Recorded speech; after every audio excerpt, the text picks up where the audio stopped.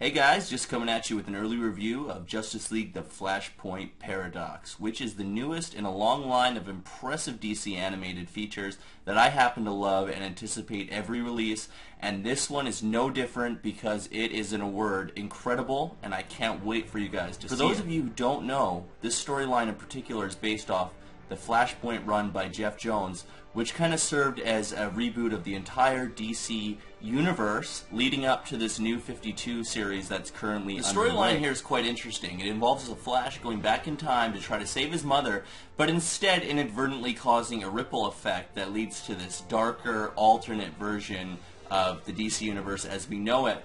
And this is getting to spoiler territory here, but if you've read the comic, you know this.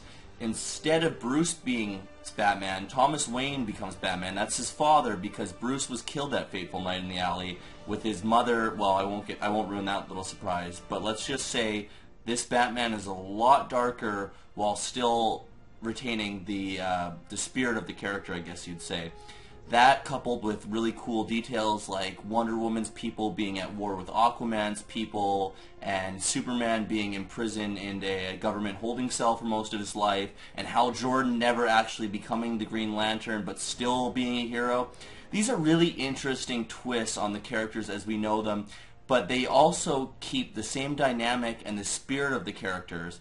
And if that's not enough for you, the opening scene quite well sets up the familiar Justice League characters we know and gives them all a chance to shine. I think we need to talk about the animation here. While I love the animation, it was super fluid, especially when it involved the Flash's demonstration of his skills and his fighting techniques.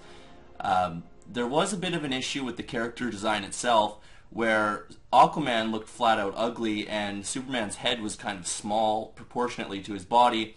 I felt like they made every character super big, like as in they had Superman's physique. It was kind of unnecessary, but at the same time it paints these Justice League members as these kind of larger-than-life heroes, which what they are, they're pretty much gods, so I think it worked in this particular storyline. The voice acting was pretty fantastic across the board. You're going to have your old familiar faces like Kevin Conroy. You actually have Tim Daly's son, Sam Daly. You have Nathan Fillion returning as the Green Lantern, and some newcomers that just knock it out of the park as well. I never felt like the voice acting was a distraction. I loved it, and I think everyone did a superb job in their particular roles. Now, the action was off the freaking charts, because some of the battle scenes in this are so outrageously awesome that my jaw was on the floor most of the film. What really surprised me about this was the level of violence, because you know that these movies get pretty gory and pretty violent at sometimes, not shying away from their PG-13 rating. But this one takes the cake, because some of the moments in this one were so shocking that I'm sure that it's going to cause some controversy among fans. Specifically, the brutality in which Wonder Woman accomplishes some of her goals. I'm not going to ruin anything here, but it was nothing short of shocking. The musical score was serviceable. I mean, it didn't stand out as being bad. It was pretty good all around, but it wasn't quite as strong as the effort on some of the Batman animated films, in my opinion. Overall, this easily ranks as one of the best DC animated films, and I'd give it a 9.5 out of 10, ranking it maybe between The Dark Knight Returns Part 1 and 2, and just slightly above Batman Under the Red Hood. So this is a top recommendation as far as I'm concerned. There are specific things about this movie I really loved.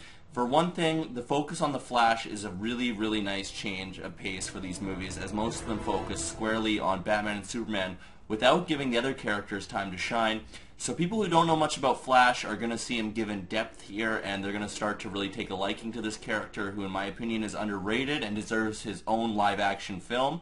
Some of the stuff he does in this movie is incredible, and there's even this 3D animated segment near the end that took my breath away. Now, the way this film wraps up leaves a lot to the imagination of potential continuations of the storyline, and from what I understand, the next movie is going to be called Justice League War, and it's also going to be based off this New 52 universe, so I can't wait to see that. Make sure you watch the entire credits, because there is a post-credit stinger like seen in the live-action films, which kind of sets up the next animated movie, which got me pretty excited because it's the first time, in my opinion, that they've done something like this, and I think it's going to be really neat to see how they continue off from it.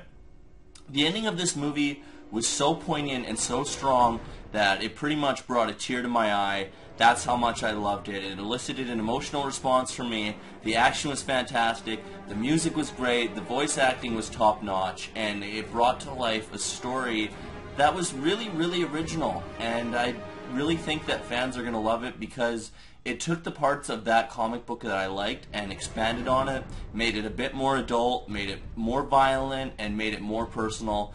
And I have to say I don't really have one single complaint.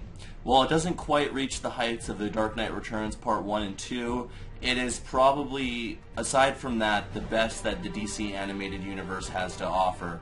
I cannot wait to see where they go with this, and I really hope everyone else out there enjoys it too. Be sure to drop a line in the comments below and let me know what you thought of the movie and the review. And don't forget to follow, because I got more reviews coming up in the future. Thanks very much for watching, and Godspeed.